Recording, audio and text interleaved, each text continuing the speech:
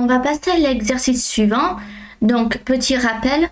Tout d'abord, je crée donc mon projet. Donc là, je l'ai appelé démo_JS. Donc, je fais un petit rappel pour ceux qui n'étaient pas là. Ensuite, dedans, je fais un index.html. Tout simple. Je ne mets pas de CSS parce que je n'en ai pas besoin. J'ajoute mon script. Donc, mon dossier JS ici et le fichier script.js. Ensuite, dans script.js, ici, je vais coller donc mon exercice. Donc, je le mets en commentaire, comme ceci. Donc, j'indente pour que ce soit lisible. 4. Remplacer une valeur dans un tableau. Créer un tableau avec 3 couleurs. Donc, en soi, ça pourrait être n'importe quoi d'autre. Hein. C'est pas obligatoirement 3 couleurs. Ça pourrait être 3 fruits, 3 légumes, voilà. Remplace la deuxième valeur et affiche le tableau mis à jour. Donc, on y va. Tout d'abord, on va créer notre tableau. Donc, let, donc couleur. Alors, j'écris en français volontairement pour que ce soit davantage compréhensible pour ceux qui débutent. Mais bien évidemment, ceux qui ont un peu plus l'habitude, mettez en anglais. Égal. On met donc des crochets pour tableau, entre guillemets. Et là, je vais mettre mes couleurs. Donc, rouge. Je sors de mes guillemets. Vert. Et bleu, par exemple. Comme ceci. Je n'oublie pas mon point-virgule. Pourquoi? Parce que dans certains langages, on a besoin des points-virgules à la fin. JavaScript n'est pas... ce n'est plus obligatoire de mettre un point-virgule à la fin. Mais moi, je le recommande pour garder les bonnes habitudes. Donc là, on a notre tableau. Donc ce qu'on peut faire, c'est faire un console log pour voir ce que ça contient. Donc, de couleurs, comme ceci. Alors, si on sauvegarde et que l'on va voir, ici, on peut voir qu'on a nos 3 éléments. Donc, en quoi c'est intéressant de faire ceci? Ce n'est pas obligatoire, c'est pas forcément demandé dans la consigne. Mais, dans un tableau, on commence toujours par le 0 et non par le 1. Ici, c'est pas 1, 2, 3, c'est 0, 1, 2. Donc le rouge c'est le 0, le vert c'est le 1, le bleu c'est le 2. Donc si on regarde, ça nous dit bien 0, donc le rouge. Ici on a vert et là on a bleu. Très bien.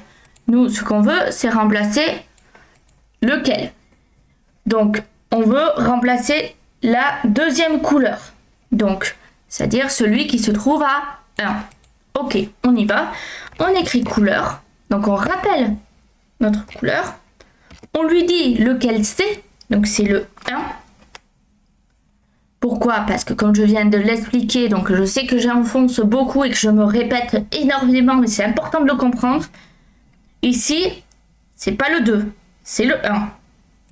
Donc, si par exemple, pour être sûr, hein, je fais log. Donc, non, log de couleur comme ceci entre crochets de 1 donc, et que je sauvegarde, on voit que ça m'affiche le vert. Donc c'est bien celui-là, la deuxième couleur. Donc vert 1. Donc pour être sûr, je peux faire comme ça. Donc je mets un espace, couleur. Donc on va mettre des guillemets. Ici, 2 points, guillemets, plus, comme ceci. Donc là, je concatène. Voilà. Couleur 2, c'est le vert. Malgré que ça soit noté avec le chiffre 1 ici. Donc c'est histoire que vous compreniez bien. Donc je reprends couleur 1 égale. Donc maintenant je change. Je vais dire que c'est par exemple jaune. Je mets un point virgule. Très bien. Maintenant que ceci est fait, il ne me reste plus qu'à faire un console log. Donc, déjà, hop, on va reprendre nos 2 console log qui sont ici. On va éviter de... Voilà, je sauvegarde et on va voir ce que ça donne.